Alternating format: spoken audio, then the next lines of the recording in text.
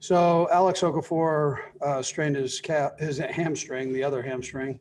I know it's frustrating for him, but he'll get that worked on.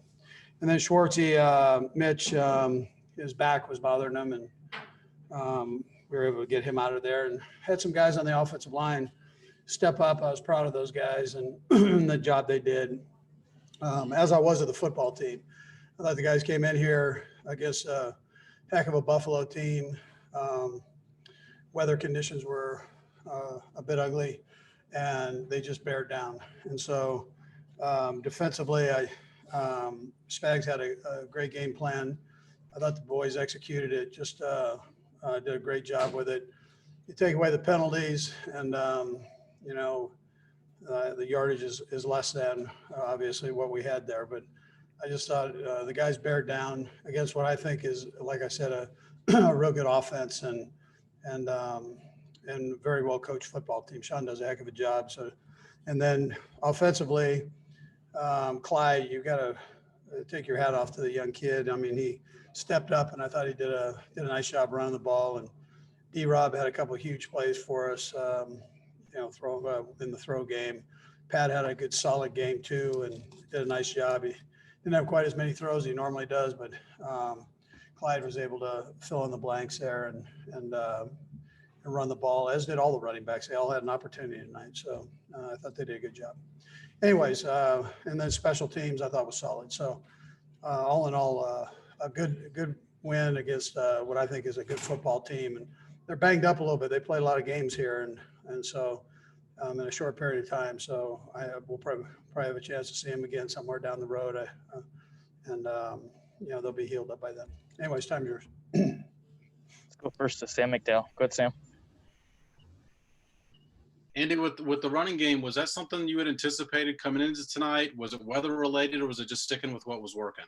Well, listen, we felt like, and this is me talking now, so I didn't think I gave the guys enough of a chance last week with it, and especially the second half. And so we wanted to make sure that, we're best when we have some kind of a balance going, when you can kind of go back and forth. It puts a tremendous amount of pressure on the defense.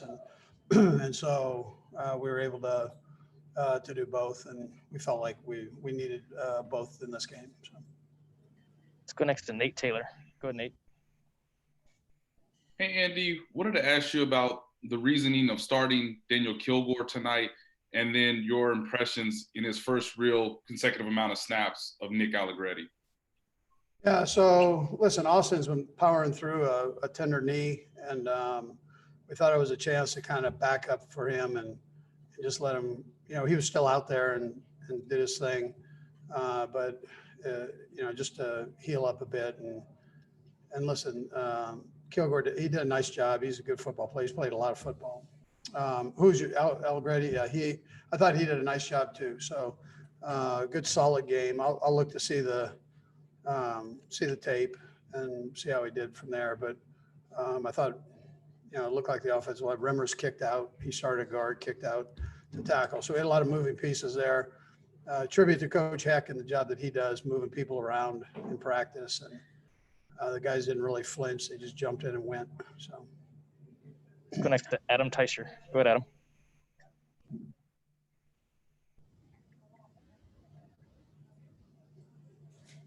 Adam, you good? There we go. Okay. Hey, Andy, a couple things real quick. Was it with Mitch Schwartz, was it at all close that he might not play tonight in the first place? And I'll ask you the second one when you're done answering. Yeah, he thought maybe he could get through it and roll, and just started tightening up on him. So we made the switch there. What's your second one? On your, you talked a minute ago about you didn't feel like you gave your running game a chance last week, enough of a chance last week. What about your pass rush tonight? Even though you didn't sack him, you still got some pressure on him. Did you feel like you guys needed to dial that up tonight as opposed to what you did last week as well? Yeah, listen, I think the guys, they take a lot of pride in that front. And so Chris was just coming back last week. I think he felt better this week. Listen, that's one of the better offensive lines in the National Football League that we just played. So to get that kind of pressure on him, just making him move his feet and move in the pocket is that's enough. The sack is big if you get it, that's great, but enough when pressure's on that's a tough thing on a quarterback. Go next to Matt McMullen. Go ahead, Matt. Hey, Coach. No Sammy Watkins tonight, but how good was it to see Byron Pringle step up in a huge moment on 3rd and long? Yeah, that was a big one. He did a great job. You know, he always seems to come up with one big one when he's out there. So it was great. Great for him. Great for Kansas State's recruiting, and away we go. Right. So it's a beautiful thing all the way around. Go next to Herbie Teope. Go ahead, Herbie. Hey, Coach. As y'all were running the football, Le'Veon Bell tweeted out, "I can't wait to join the offense." What are your impressions of you? Is that feeling mutual? Yeah. So listen, we don't turn away good players, and he's a good one. So it's exciting to have him around, and we'll see how he does. He's got to get in the playbook and learn everything, but he's a pretty smart kid and been doing it a long time. So I don't think he'll have a problem with that. But I think if you talk to Clyde will sleep well tonight, as I think the other backs will. To have one more guy, I don't think any of them will complain there. Go next to Pete Sweeney. Go ahead, Pete.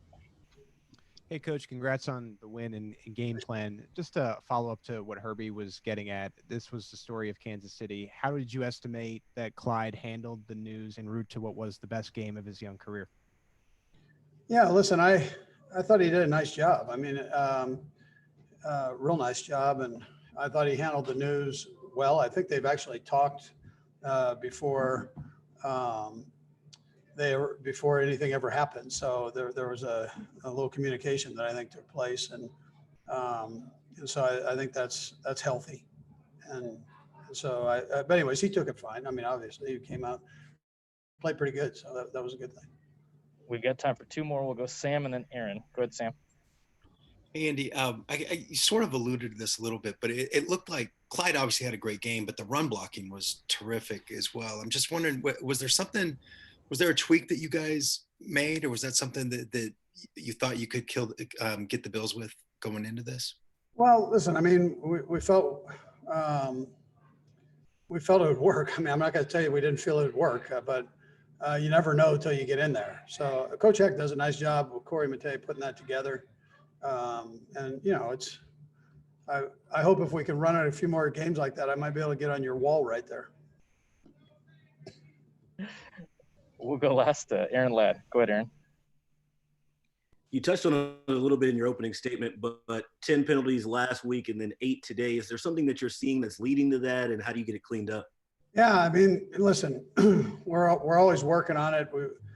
I've got to go back and look at the tape on some of those. I mean, I'm sure they were good calls, but I'm gonna double check them for sure. And but well, you know, you can't have penalties. I mean, that's one of the things. You give people yardage and allow them to keep the clock moving and the yardsticks moving. That's not healthy. So we've got to do better there. On the win, was wondering what you were seeing out there as far as the offensive line goes. It just seemed like there was a lot more room to work with this week against the Bills. Yes, sir. Yes, sir. No doubt. You know, O-line had plenty of movement, and I was able to.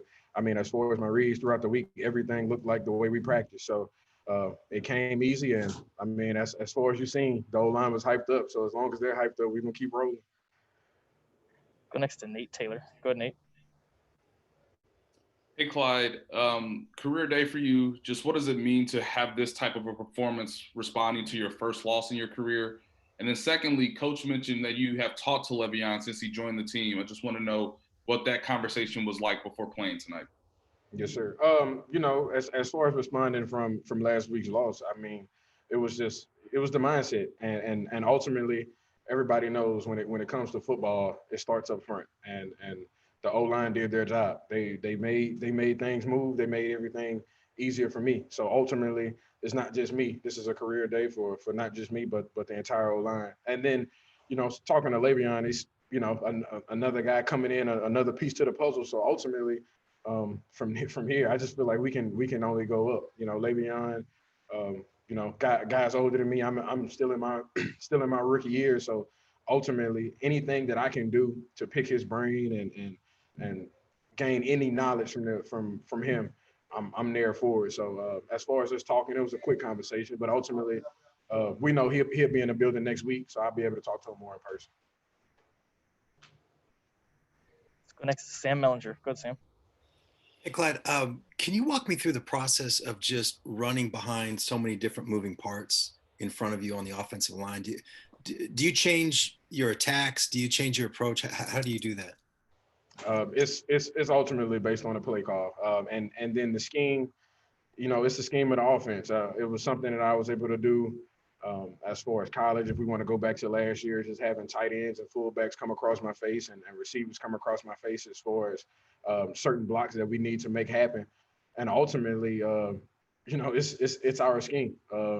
I was able to learn it over, OTAs as far as on camera. So seeing it, not just running it. And then ultimately when I got into camp, watching those pictures come to life right in front of my face, the same plays, same blocking schemes and everything else, it all just kind of plays a part in what we do. So I go in, I learn as much as I possibly can from the O-line, see how they're blocking up fronts, blocking up certain schemes, blocking up, the guys are in front of them, and then it just makes my job that much easier. Let's go next to Adam Teicher. Go ahead, Adam. Hey, Clyde. I know you played at LSU, so I don't ask this question lightly, but you had a lot of yards before contact today. Have you had many games or any games like this where things were so wide open before you even got touched? Oh, yes, sir. A couple. Right now I can't just mark it off the top of my head as far as the games that were like that. But when you have days like this, things just seem like to part like the Red Sea, and that's what the O-line did. And ultimately, I just put my head down and run. And then when it's time to make a guy miss or time to run through a guy, I do my job. That fires up the O-line, and I'm doing my 111. So ultimately, it got us the win.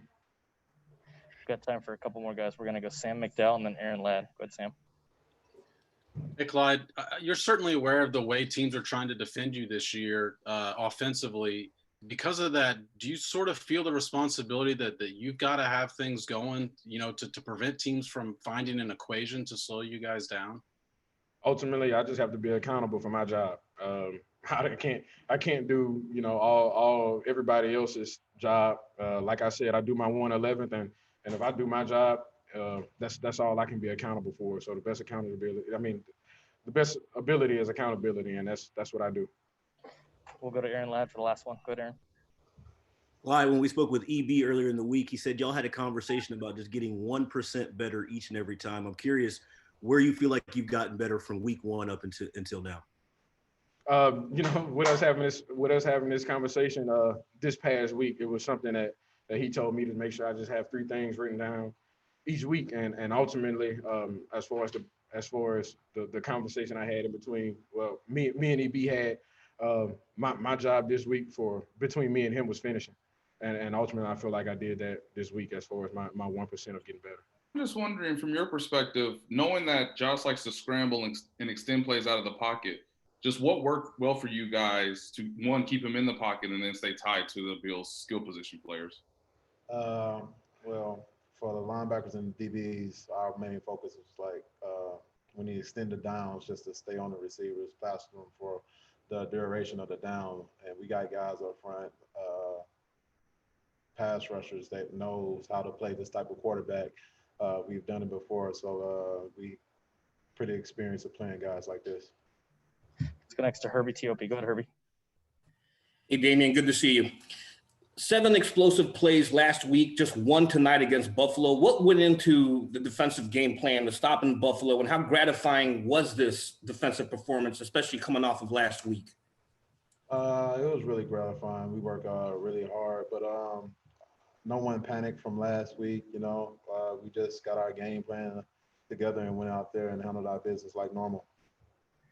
All right, guys, we're getting it back up here, so we're gonna go with Mick Schaefer first, and then Robert Rimson to close us out. Go ahead, Mick. Hey there, Damien. I know the defense was disappointed in the play last week. How do you think you guys rebounded here in Buffalo? It could have been a lot better. We missed a couple plays here and there. We'll have to get back in the lab and improve that. But overall, a pretty solid effort, I'll say. Let's go next to Robert Rimson to close us out. Go ahead, Robert. Hey, so Spags called a lot of heavy blitzes today. Does that make things kind of easier for you when you're just calling heavy blitzes and the quarterback can only do a certain number of things? Oh man, I don't even feel like he called a lot of blitzes today. I feel like it was a little conservative of a game. I didn't even notice the blitzes was coming in. Patrick, just what was the energy like in the huddle when it became clear that you guys could run at will tonight? Yeah, I think the O-line and those guys really took it personally upon themselves that the light boxes that we've been facing and the pressure that was given up the last week, and they took that personally this week, and you saw it today. They gave good holes for Clyde to run through. We had to shuffle those guys around. The guys stepped up, and Clyde really hit it and finished runs well. Go next to Adam Teicher. Go ahead, Adam. Hey, Patrick, curious about the running game tonight and your reliance on the running game. Was that the idea going into tonight, or was that something you guys just stuck with because it was working so well? Yeah, I mean, obviously we had a few more pass plays called. I mean, we always do, but I mean, once we saw that how deep their linebackers and safeties and corners were playing, we knew that we had the run game, and so we really just stayed with it. And if teams are going to play us like this, you're going to see us run the football, and we have the guys that can do it. Let's go next to Pat Graham. Go ahead, Pat. Hey, Patrick, how you doing? I think this is the first time you guys have run for more than you've thrown for. What was it like resisting the temptation to take shots downfield and stuff like that? Yeah, it was definitely different. I mean, I had a few of those RPOs called, and I had to tell myself not to throw it, just keep handing that thing off. I mean, Clyde was running well, O-line was blocking well, and I mean, I just want to win. I don't care how that's done, pass, run, defense, whatever that is, and we found a way to do that. Next to Matt McMullen. Go ahead, Matt. Hey, Patrick, can you walk us through the third down to Byron? And just with no Sammy tonight, how proud were you of him for stepping up in a huge moment? Yeah, I mean, Pringle, I've always thought highly of Pringle. I mean, he comes in every single day. He works extremely hard, and when his number gets called, he makes plays. And so he's someone that stuck with us for a while. I'm sure he's had opportunities to try to go somewhere else, but he's been with us, and he's made plays. And on that one, he was kind of not even in the read. It was a read that I looked at Tyreek and came back to Kels, and their safety drove it pretty well. And so extended the play, and Byron kept working like he always does, and I found him at a big time. Next to Todd Lebo. Go ahead, Todd. Patrick, I wonder if you could specifically talk about how well Nick Allegretti stepped in and played, and then what it was like to kind of have to shuffle with Mitch leaving so early. And I'd like to ask a question about the defense too afterwards, Brad. Yeah, all right. Well, with the O-line, I thought they did a tremendous job. I mean, not only Nick coming in, stepping up, and playing his tail off, really blocking well in the run game and the pass game, but Rimmers, who just came in this last week at guard, and moving the tackle behind where Shorts is usually at, and really stepping up and doing a great job there. I mean, those guys are really prepared well. Beach does a good job of getting a lot of great guys in that room, and head coaches them up really well. And so I thought they did a tremendous job. I mean, hopefully we can get Mitch back here quickly, but I'm proud of those guys, and I have full trust in those guys going forward. And what did you see from your defense this week? You know, I know that we're not very happy with what happened last week against the Raiders. Did you sense a little something from them, like they were ready to come out and have a performance like this? Yeah, 100%. You can see that in practice. I mean, the attitude, the mindset. I mean, those guys have been rolling for a long time now, and to have a game like they had last week, they took that, like I kind of said about the O-line, they took it personally, and they really came in, focused in on the details of every single thing. And I mean, they showed why. I mean, they're one of the top defenses in this league, and they don't get the respect that they deserve. Next to Sam Mellinger. Good, Sam. Hey, Patrick, you mentioned the light boxes that you guys have been facing, but that's been going on all year, right? And you guys haven't been running the ball like this. I know you said that the line took it personally. Is it that simple, or was there something different you guys were doing? I know you had some different personnel up there. Was there some, different blocking schemes you guys were doing as well? I mean, every week we have different plays that we add in, but for the most part, I mean, guys just blocked and we ran the ball well. It takes me back to like my college days at Texas Tech, where we're getting like drop 8 and linebackers are 6-7 yards deep. But if teams are going to do that, we got to run the football until they come up, and when they come up, we'll throw the football again. So we're a well versatile offense that can do it all, and so we're going to prove that week to week. Let's go next to Aaron Ladd. Go ahead, Aaron. Hey, Patrick, your new teammate Le'Veon Bell was tweeting up a storm during the game. I think he said something like, "I can't wait to join." What does he bring to you guys' offense, especially with the running game clicking like it did today? Yeah, I mean, it's just gonna be another weapon. I mean, he's someone who's had tremendous success in this league for a long time now, and he's still in the prime of his career. I mean, he's 28 years old, so I mean, he's gonna come in and make plays happen. And we have days like today, having him, Clyde, Daryl, Darwin, all these guys that can come in and run the football and keep just going at the defense over and over again. It'll open up the passing game, and it'll help me out a little bit too. Got time for two more guys. We'll go Pete and then Nate. Go ahead, Pete. Hey, Pat, congratulations on the win. I was wondering if you could just run through the 2 touchdowns to Travis. Yeah, the first touchdown, it was a little kind of option route play with Travis, and I was trying to hold that linebacker a little bit. He did a great job of really attacking that guy, going back out. I put it back on him. He almost got me. He almost got me with his little shake, but I put it on him, and then he got in the end zone, and that was a big play. And then the second one, we got a kind of a shell coverage look, and Clyde kind of came out to the flat, and Travis was the corner route to the back pylon. And I saw the corner's eyes kind of just peek at me for a second, thinking I was going to throw the running back because he was already there. And I just put him in that back corner, and he made a great play of catching the ball and getting his feet in. Let's go to Nate Taylor for the last one. Go ahead, Nate. Hey, Pat, I want to ask you 2 quick things. Can you take us through the mental process of that third down run where you ran behind or past the line of scrimmage and then obviously made the decision to go back? And then can you also explain, too, just the idea, the notion that teams want to hold the ball against you guys and keep you on the sideline? And, in fact, today you guys reversed that course and what that felt like to be on the field more than the opposing offense. Yeah, well, the first part, that play, I think I misread it a little bit. It was man coverage, and I was thinking about working Kels to McCole. And if you see, there's a split second where Tyreek kind of pops down the seam where I can maybe hit him for a touchdown. And so, obviously, they covered it well. I scrambled out, and the guy that was spying me was coming, and I was rolling, and I knew I couldn't make the first down. And then so I tried to stop at the line of scrimmage. And you probably can see it. I looked at the little stick, and I saw that I passed the line of scrimmage. I was going to drop back and try to throw the football to D-Rod or someone like that. And once I did that, I knew I had to get upfield, and then I got upfield enough. I thought I got the first down. Shorty told me I didn't. But then we did a great job of running in the next play. And the second question, one more time. Just the idea that you guys possessed the ball more than the Bills today, when that usually is trying to be the formula to beat you guys. Yeah, it's something that you're going to have to do in this league. You have to find ways to win. I think that's the biggest thing. You've seen it all this year. You've seen it all these last few years with our football team. Is we're going to find a way to win the football game. We don't care how that is. We don't care if it's not having a lot of possession. We don't care if it's having a lot of possession. But obviously doing that, it gives our defense the rest that they need to go out there and play good football. And so I thought we did a great job of having the time of possession. The defense did a good job of getting a lot of 3-and-outs or short drives and getting the ball back to us.